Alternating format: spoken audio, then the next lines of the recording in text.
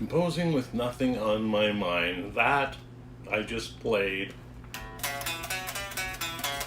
is a boogie woogie, and it's been used on many, many recordings that were hit songs. And it's the basis of a lot of music, blues-based music, and boogie woogie music, but also blues-based music. So I was just trying to think of how many songs are based on that, and I think a lot of people play it at different tempos and create new songs out of it.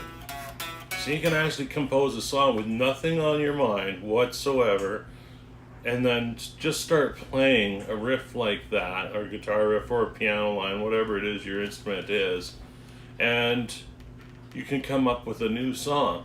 So something about composing that I find is unique is when you do play things like that, sometimes you can come up with your own thing based on what other musicians have recorded. And I think I talked a little bit about that in the last episode or show. One of my favorite songs is one I composed called Party, and it's based on that kind of rhythm.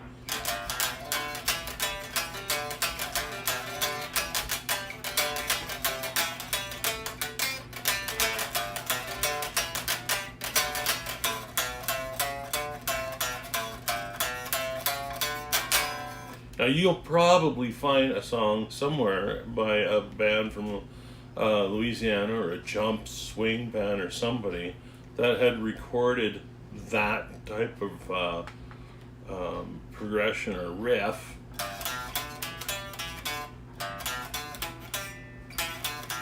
Something around those lines, and then they add their own words or their own story to it. So how that works as far as songwriting goes, or composing, is that I don't think it really matters, because when you have a general thing,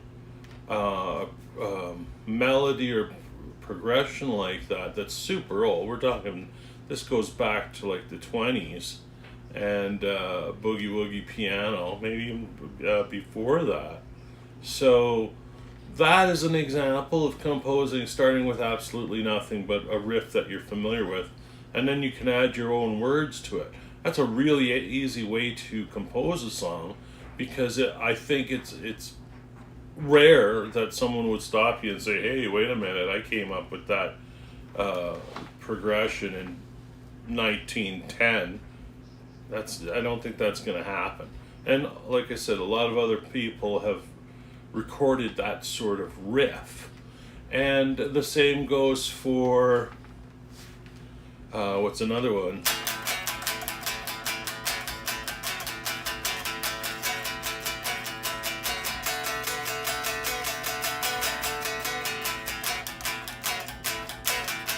Chuck Berry riffs, and that's also a 12-bar blues, but it's called rock and roll. So here you go, another having another progression that's based on someone else's invention. And Chuck Berry, in my opinion, actually invented that.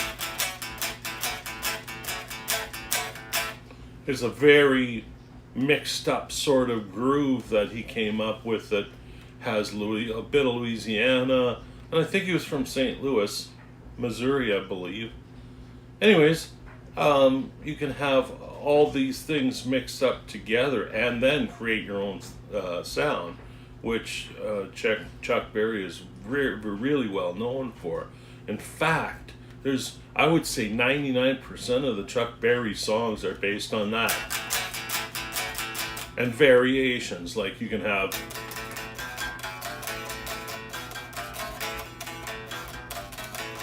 but it's a very kind of shuffly or swing based straight 8 beat, which is kind of crazy because you've got 3 different styles all mixed up into one. So and then you have the really common progression. So you have your blues progressions, which is kind of what I started off playing, where it's a 1-4-5, and so I'll just demonstrate that a little bit. And this is basically looking at composing music based on a blues format. And most blues, like I mentioned before, is 12 bars. I'll play it fast so it doesn't get too boring. You can slow it down if you want.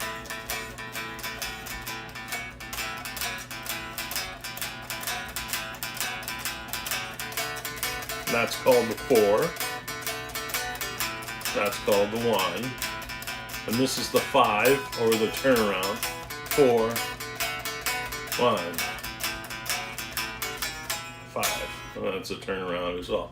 So if you counted how many measures there were in that, I don't want to get into like a guitar lesson or a music lesson, because my topic is composing. However, that is a great foundation to write music on, because you can tell any story to that, and you're not going to get in trouble for copyright infringement unless you start singing someone else's words in that progression. And even sometimes then people have gotten away with it. A lot of the times it has to do with who's still alive and who can stand up for the rights for songs, or what organization controls the rights of certain songs. So there's a lot of songs out there. A friend of mine owns the rights or recording rights for the song Tina Nina Knew, the publishing, not the recording rights, but he bought the song when Slim Harpo, the original composer of the song, passed away. His estate was sold off because his catalog was pretty much sold off. And so a friend of mine down in Louisiana knew about this going on, and he made a bid and he got the rights to that song. So if I record the song Tina Nina Knew, which of course is based on 12 bars,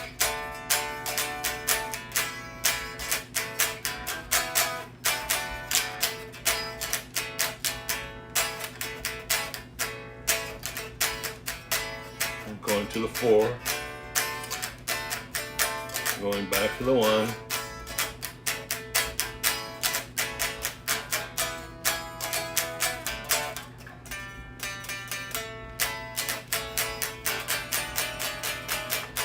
so if you count that, that's another 12 bars. So based on that groove, and it's a funky kind of groove, it's getting more into creativity as far as playing a 12-bar blues with a little extra feature. And so that song itself, I know that I think it was Robert Cray recorded song. Not sure if it was his song, but he wrote a song called Phone Booth, which is a little bit similar. Can't remember the chords for it, but it has a kind of groove similar to it, but it tells a completely different story, and they're two different songs. So there's a lot of different songs that are based on the 12-bar blues, and a lot of songs overlap each other. In fact, you can hear one song and say, oh wow, that's a great Chuck Berry tune, and then somebody says, well no, it's not a Chuck Berry tune, it's so-and-so. And it's just that the guy copied the kind of rhythm that Chuck Berry was playing. Another real popular progression that's not really a 12-bar blues, but it's based on a song called Heart and Soul, which I think is the foundation of this progression.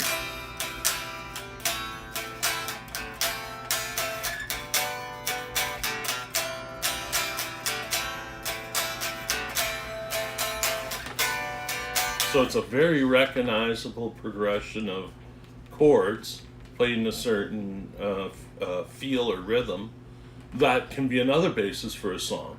And that song is just a very, because it's got that A minor in it after the first, the C, A minor, F, and then G. It's like the A minor puts something into the feeling of the song, which the A minor or A minor chords has always been classified as described as the key of despair, which is a pretty accurate term for that. It's not a fun sounding chord for whatever reason. And it's used a lot in these progressions for songwriting. So you could have absolutely nothing on your mind and you just start playing that. Led Zeppelin.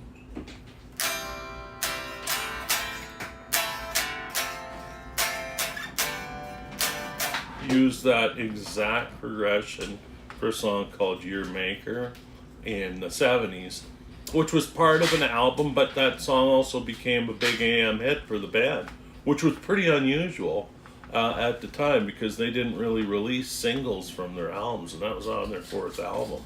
So I think it was a choice of the radio station saying, well, we're going to take this song and we're going to play it because we like it. And that's basically what happened.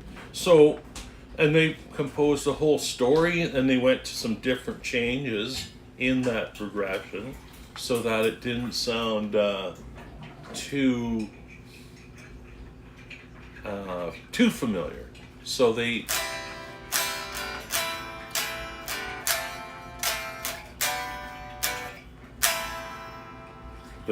sometimes end on that chord, and then they go to something like a bridge or a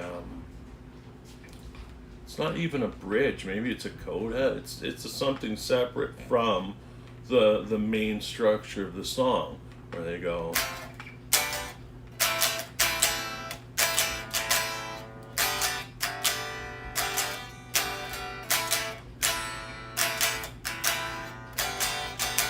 and they tell a different story based on those two chords. Something also that I've discovered over the past few months that comes out of Motown is that a lot of the songs I'm playing on Saturdays are only based on two chords, and a lot of it's in C, and they just bounce back and forth between what would be known in blues as the 1 and the 4, and they don't ever go to the 5. So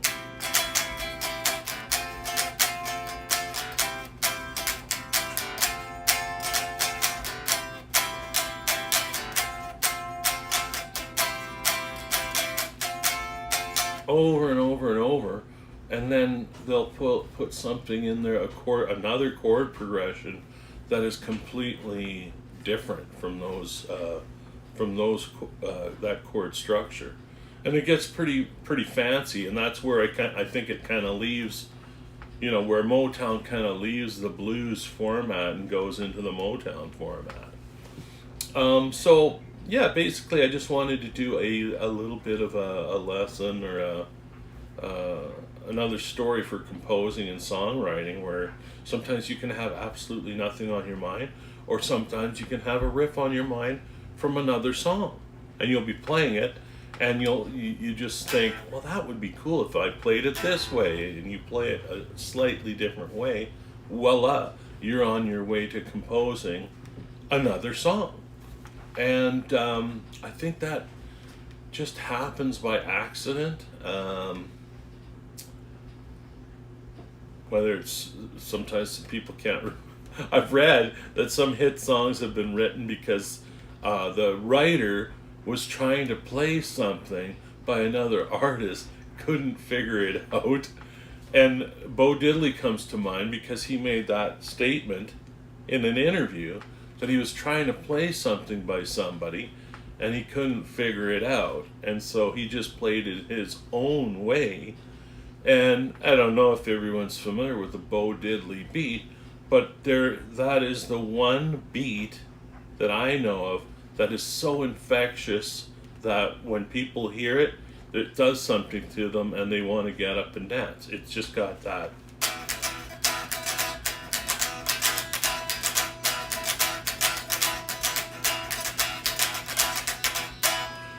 So case in point, that what I just played would be considered possibly a rhythm for Hey Bo Diddley, amongst other Bo Diddley tunes. But it doesn't stray too far away from that rhythm.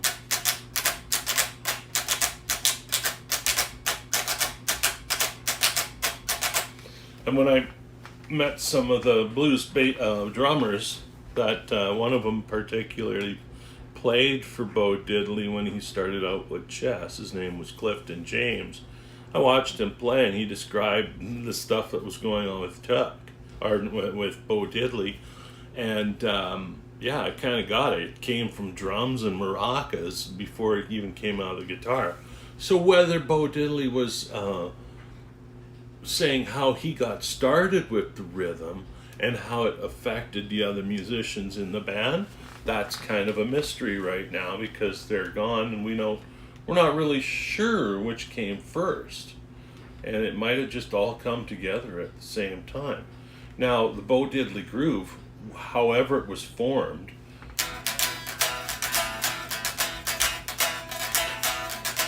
you got that. Got a cobra snake for a necktie. That song. There's another song called Willie and the Hand Jive. I'm not sure who recorded that song. Has the same rhythm.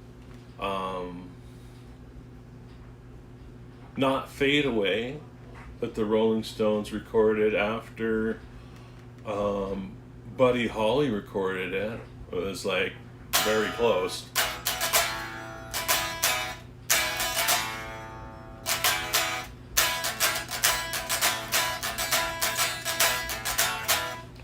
So they made completely new songs from a riff that was originally played by Bo Diddley.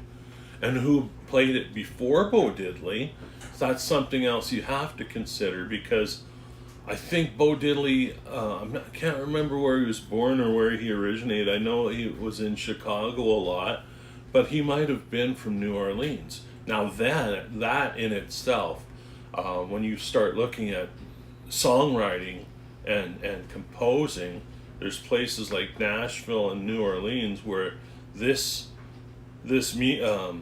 process seems to be an ongoing thing, and people are musicians are constantly coming up with new grooves for new songs, even today. And so you look at hip hop. Hip hop is an interesting form of composing, because really what it is somebody just telling a story based on a bunch of beats, and those beats create grooves, but there's not a lot of melody to the beats. The melody is almost non-existent. So it's a story told with a lot of words. Like, it blows my mind how many words Eminem could fit into one of his songs.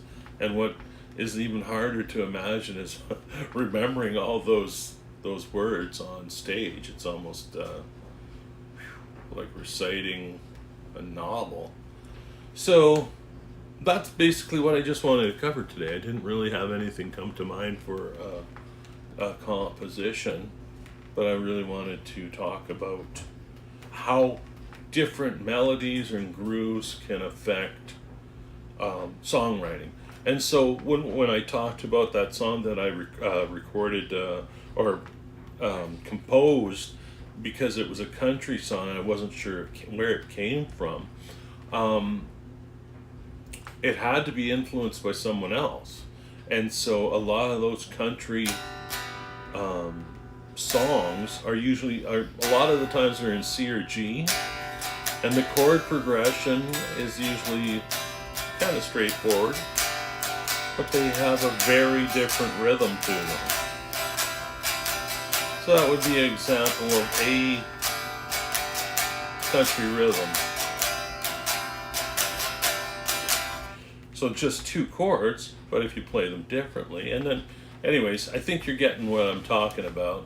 You get into reggae, almost the same thing. It's got a different feel, and a lot of them use three chords, the same three chords from blues, rock and roll, and country. So they all kind of borrow from one another to create new songs and new styles of music. So that's a kind of cool thing when it comes to composing music. You could spend your whole life and compose nothing but Chuck Berry-like songs based on a 12-bar blues. And there's, I could list off from some musicians have done that, but they might not want anybody to say that about their careers. Like they base their careers on one chord. Like that's not really a great compliment because it's a little insulting or demeaning or something. So all these songs that do get composed are, they're also shareable too. So one song influences another song. The funny thing I should mention about rap and hip hop I know was based on, and I'm just learning this because I've kind of been out of the scene for a long time. Where hip hop actually came from was from rap, and I think a lot of people know that, and soul and some other influence as well. It's almost like it's the next step, like a giant step up from the Chicago blues, because it's a very similar. What's the word I'm looking for? A vibe, like an aura to the compositions and stories and what the songs are about. So, and that's not a real big secret either, because that's all been documented, how blues became what blues was, and how black African Americans were saying things about their masters in a way that was like a code, and that was basically how they communicated in the blues, by singing songs, and the white folks didn't really know what they were saying, but they were being put down quite substantially, and well deserved too. So the thing about hip hop and rap is there's a guy named Louis Jordan that was playing a long time ago, and I can't, like 40s, maybe the 30s and the 40s and into the 50s. His style of music in a lot of his songs, Saturday Night Fish Fry is one of the ones that I think was his tune. Maybe that's not the exact title of the song, but he raps through the entire song, and it's like a 12-bar blues progression. However, he's not singing at all. He's telling a story. And I think that somebody said a long time ago, I remember when rap was just starting to become really popular, and somebody said, yeah, well, that's just basically Louis Jordan stuff with a lot less instrumentation. Anyways, and they got into stuff like sampling and things like that. So where it is now is like, I think with some people say a lot of hip hop sounds the same. I find a lot of it sounds the same because there's only a certain amount of things you can do with the beat. The 808 drum sample was what it was based on. A company called Roland invented this drum machine, and I can't remember what the 808 represented. I think that was the model number. Could make these bass drum sounds, but you could also manipulate them so the bass drum, rather than went thud, became a varying long thud.